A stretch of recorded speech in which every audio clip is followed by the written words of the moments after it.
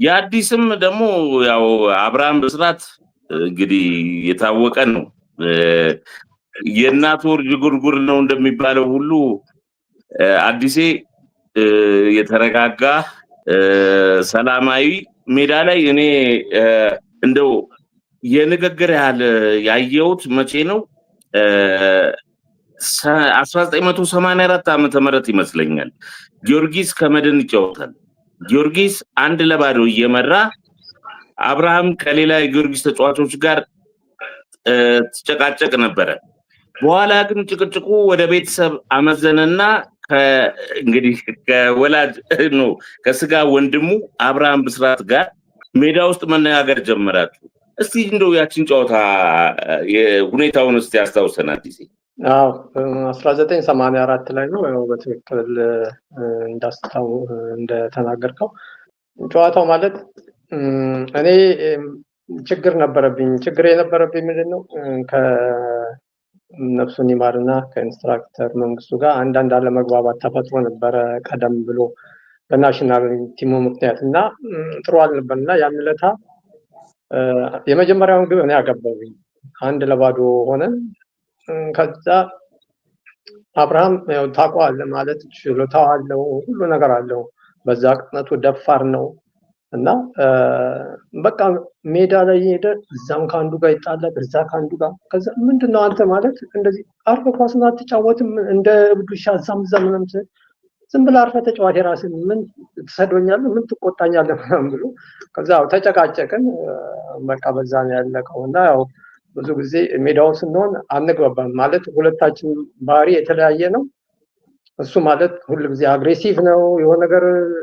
ሲነካ እርምጃ ለመውሰድ ይፈልጋል ታግሶ አልፈምና በቃ በዛ ያው አንግባባም ጭቅጭቅ ነበር ለዚያም ቪዲዮ አለ ይላሉ እኔ እንኳን አላየሁትም ስንጨቃጨቅ ምናምን የተቀረጸ ነበር ይላሉ እና በዛ ምክንያት ነው በቃ እሱ ባህሪው ስለሆነ እንደዛ ነገሮችን ያደርጋል አስቸጋሪም ነው አብርሃም ሜዳ ውስጥ ነው መሌላው ያው እለኛ ነው ሽንፈት አይወድም ሌላው በጣም እንደለኛ ነው በጣም እንግባባለን አብረንም ስንጫወት እንጫወታለን በደንብ እስቲ ስለ ባህሪው ሙሌም አካፍለና እንግዲህ የምታውቀው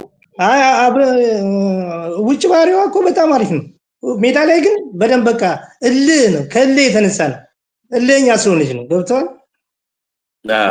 ደግሞ ወንድ ነው መሸነፍን አይፈልግም በተቃራኒው መሸነፍን የሚፈልግ ተጫዋች የለም ግን አሁን ለምሳሌ አዲሴ ስለ ይታይበታል በደንብ በቃ መሸነፍ እንደሌለበት ብሎ ነው ገብቷል እልህኛ ነው ከማንኛው የሚታይል አለ አይደል የመሸነፍን ያለ መፈለግ የሚታይል አለ እንደው ከጨዋታው በኋላ አልተነጋግራችሁም አዲሴ ካለቀ በኋላማ ያው ቤት ረፍት ከሆነ እንገናኛለን እናወራለን ያው በሰላም ነው የምናወራው እና ያው ሁልጊዜ እኔ እነግረዋለሁ ምንድነው ማለት አንተ ችሎታው አለ ምንድነው እንደዛ እኔ አላውቀውም ውስጥ ሰውን የሚለውጠኝ ነገር ይላል እና እኔ ራሴ በቃ አበሳጭበታለሁ አለመሸነፍ ሁላችንም አንሸነፍም በቃ ሜዳ ውስጥ ያለው ነገር ትፈጽማለህ ግን በቃ ከሰዎች ጋር መጣላት መተንኮስ ነገር ምናምን በቃ ይገርመኛልና ውጭ ስንነጋገር ያው አንደርስታንድ ያደርጋል ኦኬ ይላል ያው ተመልሶ ያው እኔ ብቻ ሳይሆን ትልቅም ወንድሜም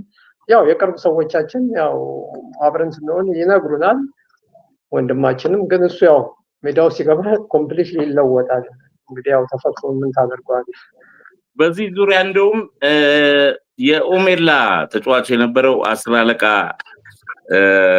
ጥበበ ሰለሞን በተደጋጋሚ ይናገራል እኔም በግሌ ነግሮኛል ከተጫዋች እንደው የሚገርመኝ ባህሪ የአብርሃም ነው እና ሌሎቹ ተጫዋቾች ታስፈራራ ወይ አንዴ ስትመታቸው ይቆማሉ አብርሃም ግን መተው አታቆሙም በንግግርም አንተ ሰብሬ እንዳላስቀመጠ ምናምን ብሎ ስለው ሞክር አጥቶታደር ምናምን ብሎ ይሰርበኛል አለኝ እና አብርሃም ያው ላለመሸነፍ የሚያደርገው ነገር የታወቀ ነው እንመለሳለን ወደ ሙሌ ልሂድና ሙሌ ከዛ በኋላ እንዴት ሆንክ መድን ኢንስትራክተር መንግስቱ ጋር ጀመርክ ማለት ነው እናንተ ኢሳያስ አልጀመርኩም እኔ እንትን አለ መልቀቂያ ከለከሉኝ ሜታዊ እና አንድ አመት እንትናል አዛ ቀጠልኩኝ ሜታ በዛው አልሰጥም አሉኝና አንድ አመት ቀጠልኩኝና 82 ላይ እንደምንም ብዬ ተቀበልኩኝ መልቀቂያና ሰይድ መንግስቱ ወርቁ ወጥቷል። መድን ሰይድ እንትን ዘነበ ቮልቮን ታውቀዋለህ? ምክትል እሱ ነበር። አብሮ የመረጡትም እሱን ነው። እሱን አነጋገርኩ ከሲራግን አገኘዋትና ሲራግ የሰፈር ቀበሌ ልጅ ነው። ሲራግ 06 አብረን እና እንደዚህ ነበር። ቮልቮን አነጋገርኩት እንደዚህ ብሎ መንግስቱ ወርቁ ነበር። በቃ እና ብሎኛል ብዬው ነበር ስለው ዘነበ በቃ ግባ ጀመራለኝ። ዳንኤልም ልክ እንደሱ ነው ሁለታችን። ዳንኤልም እርሻ ነበረ እዛ እነሱ ማስተም ብለውት ነበረ። ከዛ በቃ በአጋጣሚ ሁለታችን በሰማዩ ላይ ገባን። አንድ አመት አሳልፈን ማለት ነው። ገባ ማለት ነው። ስንገባ ገና ሆቴል ነበር ቢካቢራ ጋር ከጊዮርጊስ ጋር ገና ሆቴል ነበሩ። የድሮ ተጫዋች ግን በቃ ለምዶበትም ይመስለኛል ቢራ ማለት ይቀነዋል። የቅዱስ ጊዮርጊስ ደጋፊዎች ደግሞ አይመቻቸውም፣ ቢራ ሲባል አይመቻቸውም እና አፋችን ላይ አብራችሁ ነበረ የለመድከው ነው። አብራችሁ ነበራችሁ? አብረን ነበረ። ምግብ እንደውም ሎምባርዲያ ነበሩ እነሱ፣ እናንተም ሎምባርዲያ፣ ሁለታችን ሎምባርዲያ ነው በላ ምሳና እራት አብረን ነበር የምንበላው። እንደውም ብዙ ጊዜ ራሱ ትላቀቃላችሁ ይባላል። መድኖች የሚራራ እንጀት አላቸው ይባላል። እንኳን እንደሱ እንኳን አይመስለኝም፣ ግን ያው አብረን ስለሆንን እንደዛ ጭንቅላታቸው ሰዎች እንደዛ ያስቡ ይሆናል እንጂ እኛ እንትን አይደለም። በእንደዛ ምክንያት አይደለም። እሺ ያው በዛ ምክንያት እኮ ነው ከዛ ወጣና እኛ ብሉና ይልገባል። እኔ 84 ላይ ብሉና ይልገባል እኛ ወጣና። ኦኬ እንደዛ ተብሎ ጠቃል ብሉና ይልገባል። ብሉና ከዛ ካምፑ ተሰራ፣ ቃሊቲ ሄዱ። አዲሴ 80ዎቹ መጀመሪያ ላይ ለአዲስ አበባ ምርጥ ከአብርሃም ጋር አብራችሁ የመጫወት እድል አግኝታችሁ ነበረ። ልክ ነኝ አይደለም? ትክክል። ማለት አዲስ አበባ ምርጥ ብቻም ሳይሆን ተስፋ ቡድንና ናሽናል ቲምም 81 ላይ አብረን ተመርጠናል። አንድ ጨዋታ ልመጣልሽ ነው። ያው እንግዲህ አሁን ብዙ ሰው እንዴት አንቺ ይለዋል ይባላል።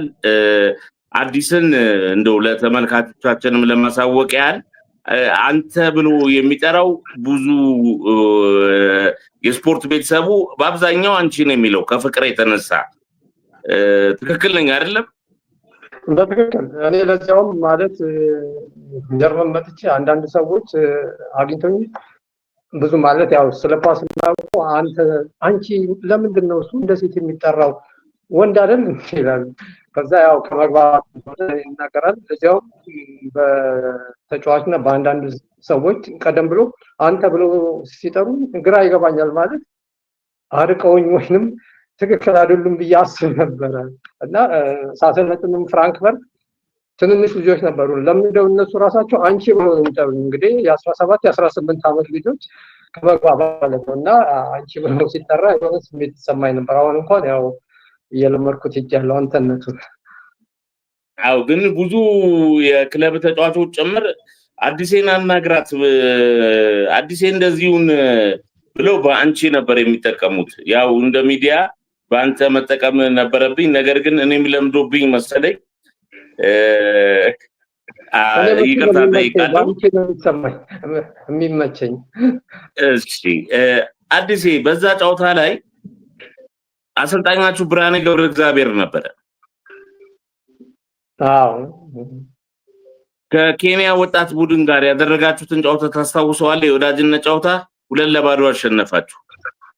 በጣም አስታውሰዋለሁ። በጣም የሚገርም ጨዋታ ነበረ። እኛ አዲስ አበባ ምርጥ ተመርጠን በአጋጣሚ ጊዜ ረዘም ያለ ጊዜ ነበር ማለት በሆነ ጊዜ ውድድሩ የክለቦች ውድድር ተዘግቶ እና ተዘጋጅተን በመሃሉ የኬንያ ወጣት ቡድን መጣና ከነሱ ጋር ለምን አይጫወትም ተባለ። ናሽናል ቲሙ ነበር ግን አልቻለም ነበር መሰለኝ ጊዜ። ከዛኛ ሐሙስ ማታ ነው የምሽት ጨዋታ ነው። በቃ ማለት በጭራሽ አልቻሉንም። ከፊት ታሪኩ መንጀታ አብርሃምና ታሪኩ መንጀታ ፊት አብርሃም ፊት ነው የሚጫወተው። ባሌም ነበረ ጸጋዬ ማነ ጸጋዬ ማነና ታሪኩ መንጀታ ናቸው ያገቡት። አብርሃም ለባዶ ነው ያለቀው ጨዋታው። አብርሃም ነው ያገባው። አንዱን አብርሃም ነው ያገባው። ታሪኩ መንጀታና አብርሃም ይመስለኛል። ጸጋው ነበረ ጎልኪፐር ቅጣው አለ መሀል ሜዳ ላይ አለሙ የሚባል ካስታወስከው ፕራይቬት በትክክል እሱ ነበረ። ካረሳውኝ ጸጋዬ ረጅሙ ተከላካይ እነሱ። አንድ ደግሞ ሳውዝ አፍሪካ ሙሴ ነው ሙሴ የፖሊሱ ኖ የክራይ ቤት የነበረው ረጅሙ ሙሴ ነበረ። ብቻ ማለት ስብስቡ በጣም ጥሩ ነበር። በጣም አሪፍ ጨዋታ ነበር። ለዚያም ጨዋታው ካለቀ በኋላ የአዲስ አበባ ከንቲባ ማታ ተደስቶ መጥቶ ያንታ 1,000 ሺህ ብር ተሰጠን። በጣም የሚገርም ጨዋታ ነው። በቃ ሁለታችን ደግሞ በጣም ቶፕ ነበር። በሚቀጥለው ሁኔታ ላይ ሲወጣ ሁለቱ ወንድማማቾች የቀድሞቱን የዳብቻ ትዝታ ቀስቅሰው አምጥተዋል ምናምን ጽፎ ነበርና በጣም ትልቅ ጨዋታ ነበረ። ሁለታችንም በጣም ቶፕ ነበርን ያን ቀን። ያው የዛሪቱ ኢትዮጵያ የስፖርት አምድ አዘጋጅ የነበሩት ነፍሲማር ጋሽ ከበደ